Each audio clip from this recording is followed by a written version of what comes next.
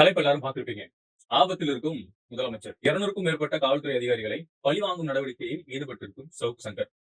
ஒரு மிகப்பெரிய ஒரு பிளான ஒரு கும்பல் போட்டுட்டு இருக்கு. விஜய் அவர்கள கவுக்கணும், அவருடைய கெரியரை அழிக்கணும் அப்படின்னு திட்டமிட்டு ஒரு கும்பல் மிகப்பெரிய ஒரு பிளான்ல இறங்கியிருக்காங்க.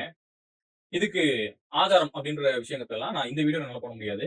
ஆனா ஃபியூச்சர்ல நான் கொஞ்சம் கொஞ்சமா வெளில வரேன். ஏன்னா இது என்னுடைய பாதுகாப்பு இருக்கு. சரியா? அதையும் நான் உறுதிப்படுத்திக்கணும். எல்லாத்தையும் இன்னைக்கே போட்டேன்னா இவங்க என்ன ஈஸியா தூக்கி முடிச்சு விட்டுருவாங்க.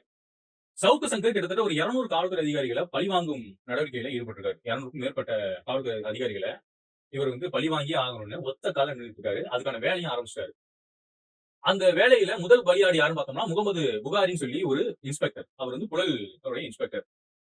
அவர் வந்து ஆம்ஸ்டாங் அவர்களுடைய வழக்குல நான் அவனை உள்ளத்துக்கு போட்டுருவேன்னு ஒரு தொழிலதிபரை மிரட்டி பணம் கேட்டதாகவும் பணம் பறித்ததாகவும் ஒரு குற்றச்சாட்டை ஒரு கேஸ் ஃபைல் பண்ணி அவர்த்தி உள்ள வச்சிருக்காங்க. அந்த கேஸ் முற்று முழுவதுமா புனையப்பட்ட ஒரு வழக்கு.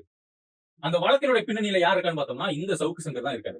ஏன் இவருக்கும் அந்த முகமது புகாரிக்கு என்ன சம்பந்தம் அப்படின்னு பார்த்தோம்னா, ஒரு ப்ரொடியூசர் கிட்ட சவுக்கு சங்கரும் அவருடைய மாஃபியா கும்பலும் மிரட்டி பணம் கேட்டாங்க, பணம் புடிங்கி இருக்கிறாங்க அப்படின்னு சொல்லி ஒரு வழக்கு ஒன்று பதிவு செய்யப்படுது 2025 காலகட்டத்துல.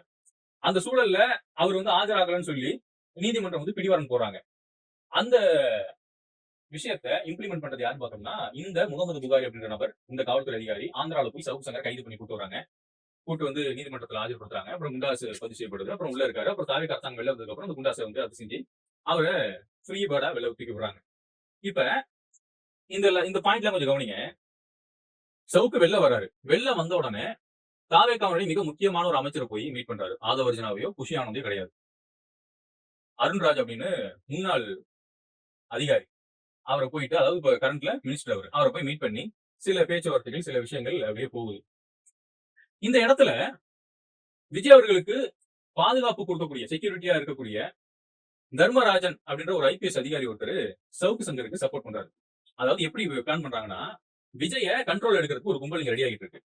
அந்த வேலையை நான் செஞ்சு கொடுக்கேன். ஆனா எனக்கு டிபார்ட்மெண்ட்ல இருக்கக்கூடிய அதிகாரிகளை, நான் சொல்லக்கூடிய நபர்களை நான் சொல்ற மாதிரி நீங்க செய்யணும்னு சொல்லி ஒரு டீலிங் ஒன்று போடுறாங்க. இந்த டீலிங் அடிப்படையில தான் இந்த முகமது புகாரி அப்படின்ற ஒரு இன்ஸ்பெக்டர் வந்து ஒரு புனையப்பட்ட வழக்குல அவர் வந்து கைது செய்யப்படுறாரு. கைது செய்யப்பட்டது அந்த மேட்டர் இல்ல. கைது செஞ்சதுக்கு அப்புறம் சவுக்கு சங்கர் அரெஸ்ட் பண்ணி எந்த ஸ்டேஷன்ல உட்கார வச்சாங்களோ அதே ஸ்டேஷன்ல அவரை அசிங்கப்படுத்துறாங்க. அதே ஸ்டேஷன்ல தரையில உட்கார வச்சு அசிங்கப்படுத்துறாங்க. இங்க மோட்டிவ் என்னன்னா ரிவெஞ்ச். சவுக்கு சவுக்கு மாதிரியான ஒரு ஆளை வச்சுக்கிட்டு நம்ம முதலமைச்சருடைய சில பர்சனல் விஷயத்தை நம்ம கலெக்ட் பண்ணி நம்ம விஜய் கண்ட்ரோல் எடுக்கலாம்னு சொல்லி பின்னாடி அருண்ராஜ் அப்படின்ற அந்த மினிஸ்டர் என்ன பண்றாரு,